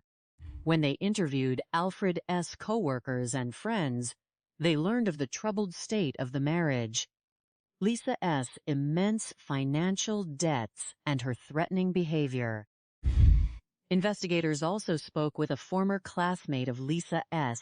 from the police academy, who described her manipulative nature and identified a man named Richard, who had once been infatuated with her, though Richard was quickly ruled out as a suspect due to a solid alibi. The breakthrough in the case came when detectives located Danny Johnson's landlord, a woman named Dorothy. Dorothy revealed that Danny had openly talked about his relationship with Lisa and had mentioned that they were looking for a hitman, even stating that he might have to commit the act himself. She also recalled seeing Danny cleaning a semi-automatic handgun on the night of the crime. Armed with this critical information, detectives brought Danny in for questioning. After failing key portions of a polygraph examination regarding his involvement and the murder weapon, Danny broke down and confessed to the entire scheme, explaining how Lisa had masterminded the plot, provided the weapon, and instructed him on how to stage the scene. On October 15th, the year 1991, Lisa was arrested. Although she was able to secure temporary freedom by posting a $500,000 bond using her parents' property as collateral, the evidence against her was overwhelming. Due to her father's position as a prominent judge, all 4 circuit judges in St. Charles County recused themselves from the case to avoid any appearance of bias. The trial was subsequently moved to Boone County, in Columbia, Missouri, more than 2 hours away from the scene of the crime. The trial began on February 22nd, the year 1993. Danny Johnson, having accepted a plea agreement of life without parole, testified as the star witness for the prosecution, detailing the entire conspiracy and Lisa's manipulative role. The prosecution also presented testimony from 2 other individuals whom Lisa had previously solicited to harm her husband, establishing a clear pattern of intent. Despite the defense efforts to portray Lisa as a young and desperate woman trapped in an unhappy marriage, the jury found her guilty of first-degree murder on February 25th, the year 1993. She was sentenced to life in prison without the possibility of parole, ensuring that justice was served for Alfred Suter, and that those who sought to exploit his kindness and hard work were held fully accountable. The serene bedroom community of Orinda, California, situated just 20 minutes from the bustling downtown of San Francisco, has long been regarded as one of the most prosperous and peaceful enclaves in Contra Costa County, with its winding roads, lush canopies of trees, and elegant estates. The area represents an idyllic retreat where residents seek security and tranquility. In this quiet suburban landscape, violent crimes are exceedingly rare, making any sudden breach of peace a matter of profound shock to the community. Yet beneath the polished exterior of one of the community's most impressive properties, a deep and complex interpersonal conflict was quietly reaching its peak. On the evening of October 14th, 2002, the silence of this neighborhood was broken when the local emergency dispatch center received an urgent call shortly after 9 o'clock in the evening. The caller was 15-year-old Gabriel Polk, who reported in a state of high distress that his father, 70-year-old Felix Polk, was lying motionless in the pool house of their expansive estate. Gabriel expressed a belief that his father had been shot, pointing to his mother, Susan Polk, as the person responsible for the incident. The responding deputies from the sheriff's office arrived at the sprawling residence with caution, unsure of what they would find. Gabriel emerged from near the waste containers outside the home, appearing calm but highly direct in his account, directing the deputies toward the detached structure at the rear of the property. As the first officers approached the main residence, they observed a woman through the large glass windows of the home. This was Susan Polk, who appeared remarkably composed under the circumstances. Upon being asked to step outside, she complied without showing signs of panic or immediate distress, a behavior that immediately drew the attention of the investigators. Meanwhile, a deputy entered the detached pool house and discovered the deceased Felix Polk lying on the floor. It was immediately apparent to the investigators that the scene was highly complex. Although Gabriel had initially suspected a shooting, the physical evidence at the scene suggested that Felix had suffered significant physical trauma that did not align with a firearm wound. The lack of forced entry indicated that whoever had entered the structure was likely known to the victim, and the state of the physical evidence suggested that the incident had occurred several hours prior to the arrival of law enforcement. To fully understand the motives behind this tragic event, it is necessary to examine the history of the relationship between Felix and Susan Polk, a bond that was forged under highly unusual and ethically problematic circumstances decades earlier. Felix Polk was born into a prominent family in Austria in June 1932. His family fled the rise of the Nazi regime, navigating a perilous journey through France before eventually immigrating to New York, where Felix completed his education. After a period of service in the military, during which he sought psychological support for personal challenges, Felix became deeply interested in the field of mental health. He relocated to Berkeley, California, where he earned his doctorate in psychology during the early 1970s and subsequently established a highly successful practice.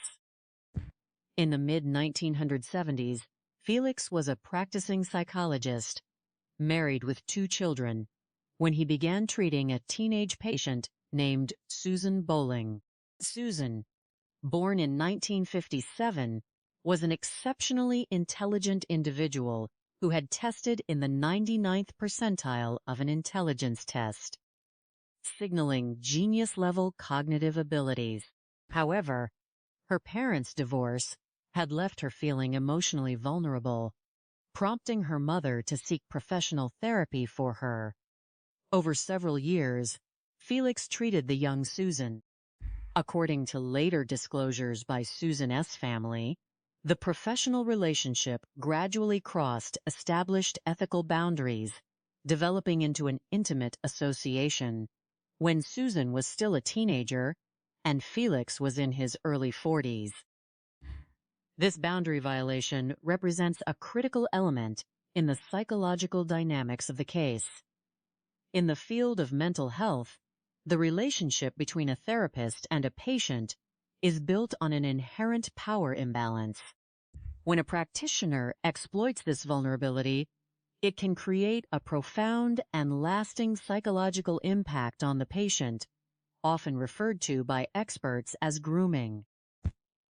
Although Susan eventually attended San Francisco State University and earned a degree in English and creative writing, her connection to Felix remained strong. The relationship was eventually discovered by another therapist whom Susan consulted, leading to the dissolution of Felix's first marriage. In December 1981, Felix and Susan were married, embarking on a partnership that would last for over 2 decades and produce 3 sons, Adam, Eli, and Gabriel. Despite their outward success, which included managing a valuable real estate portfolio and raising their children in a highly affluent neighborhood, the marriage was plagued by deep-seated tension. By the year 2002, The relationship had severely deteriorated. Susan had begun planning a move to Montana to establish an independent life, a decision that Felix viewed ve capite hat great concern. As they moved toward a formal divorce, they established a temporary living arrangement on their property, with Susan occupying the main residence and Felix residing in the pool house. The legal proceedings associated with the divorce rapidly intensified the conflict. In the weeks leading up to October 2002, Felix took significant steps to secure his financial and domestic position. While Susan was away in Montana, Felix obtained a court order granting him temporary sole possession of the family home, custody of their youngest son, and a substantial reduction in the spousal support payments he was required to provide, lowering the amount from $6,000 per month to $1,700 per month.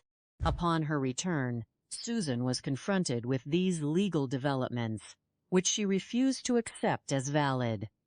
She changed the locks on the main home and moved Felix's personal belongings into the pool house. This escalating domestic warfare culminated in a police visit just 3 days prior to the discovery of Felix's body, during which Felix presented the court orders to responding officers while Susan remained defiant. The physical evidence gathered by investigators played a decisive role in resolving the case. The autopsy conducted on Felix Polk revealed that he had succumbed to multiple sharp force injuries to his torso. Additionally, he had sustained a significant injury to the back of his head, suggesting he had been struck with a blunt object, possibly a heavy flashlight, which investigators theorized was used to incapacitate him before the subsequent struggle. The presence of defensive wounds on Felix's hands indicated that he had attempted to protect himself during the encounter. In contrast, a physical examination of Susan Polk revealed no injuries, scratches, or defensive marks, which cast doubt on any assertion of mutual combat or self-defense.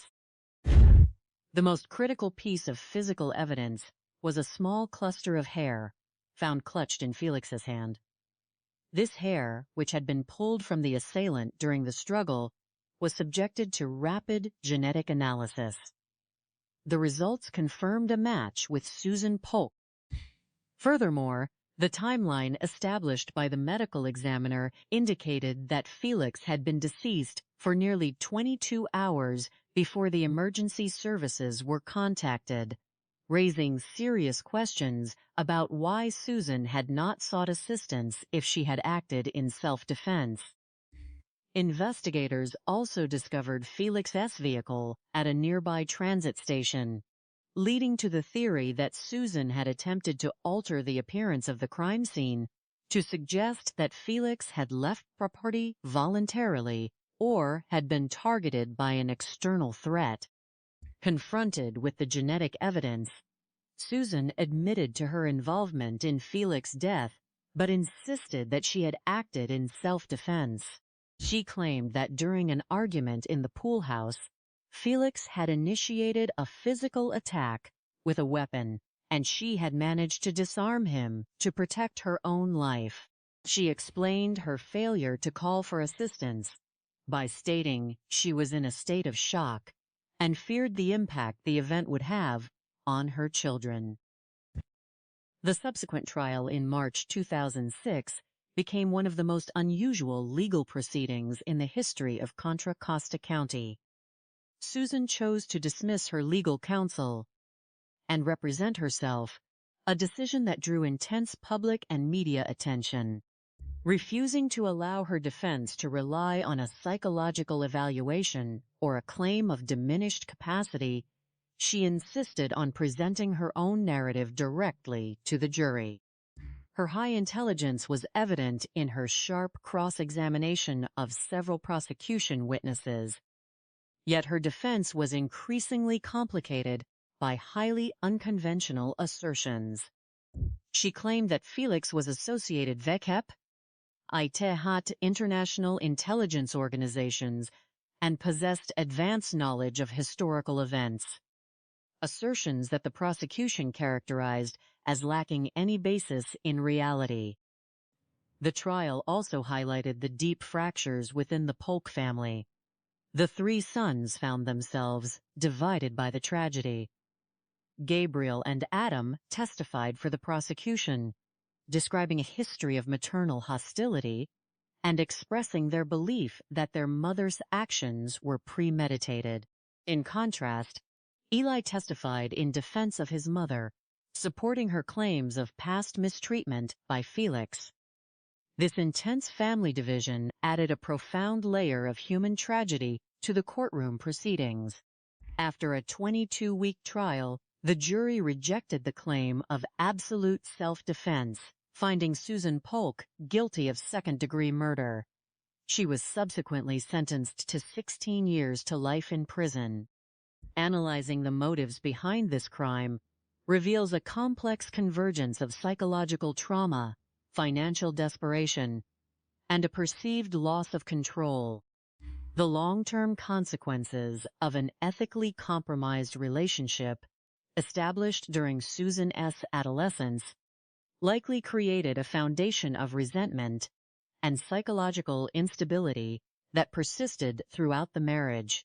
When the legal system was utilized by Felix to restrict Susan's access to her home, her child, and her financial support, she likely felt entirely cornered.